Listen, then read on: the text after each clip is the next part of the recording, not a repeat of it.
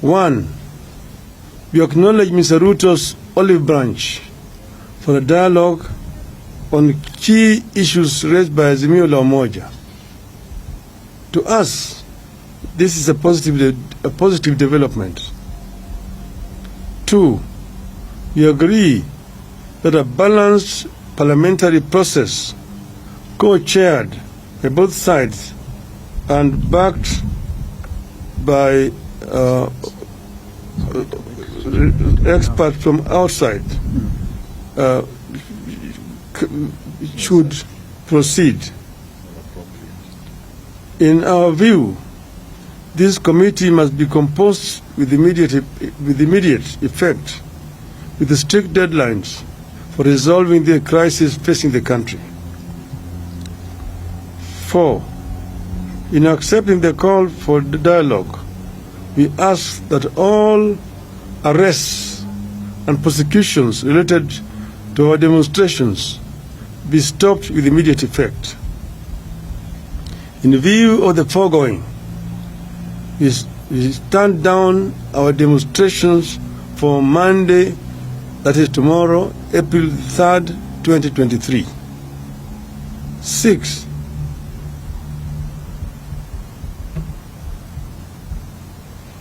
But in doing so, we want to emphasize that the right to assemble, to demonstrate, petition, and to speak are ironclad as provided for in our Constitution. 7. Therefore, we reserve our rights to call for demonstrations should this process not bear fruit. Should there be no meaningful engagement or response from Hon Ruto to our counter-offer, we resolve to resume our demonstrations after 1 week. We have said several times that demonstrations, picketing, processions, petitions are enshrined in our Constitution, and therefore they are not criminal. We have also said that we as Azimio have never organized criminals to vandalize businesses of innocent, hardworking Kenyans. This is the work of our distractors. Our distractors have all the times tried to show these demonstrations as being violent and aimed at destroying businesses of other people. We want them to desist from doing so. And we want to underscore the point that demonstrations are a fundamental right of each and every Kenyan. Therefore, we would like to see other organizations, particularly human rights organizations, stand out and condemn these heinous acts which have been committed by the state. There have also been excessive use of force by the police. Police officers are meant to keep law and order. But if you find a situation where police officers are using live bullets against unarmed civilians, it is of course basically a reckless police force which wants to cause life which they are supposed to protect. We actually protest in the strongest terms possible about this violation of the fundamental rights of our people. We say that we are ready to embrace dialogue and that we will engage as long as Mr. Ruto and his team are ready to engage. We as Azimio are ready because we want a peaceful resolution to the differences that we are having in this country. We want to strengthen our democracy. We want our election to have meaning, that how Kenyans vote is actually what is eventually announced by the Electoral Commission.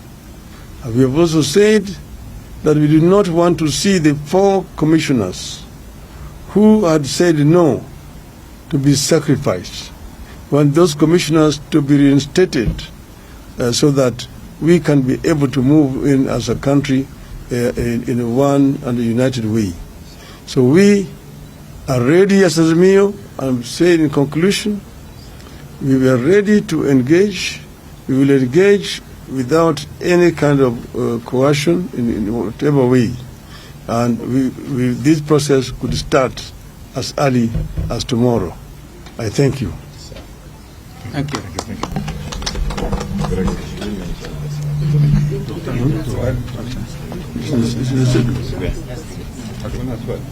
Yeah. There's a question? No questions. Fantastic. Do you have any questions? Yes. No, they don't. They don't have. My name is Brian Mushiri from NTV. What is your position on the cost of living? Because there are some who engaged in the weekly protest because of the high cost of living that the country is currently experiencing. That is contained in the statement.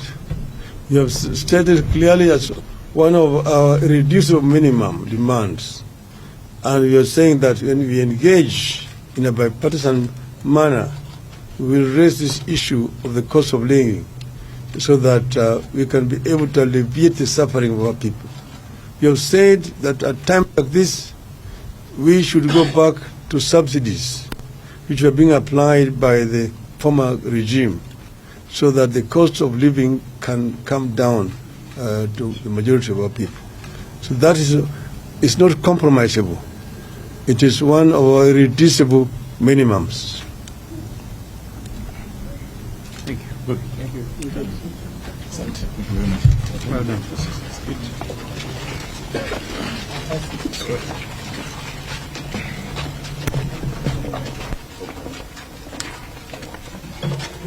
Good.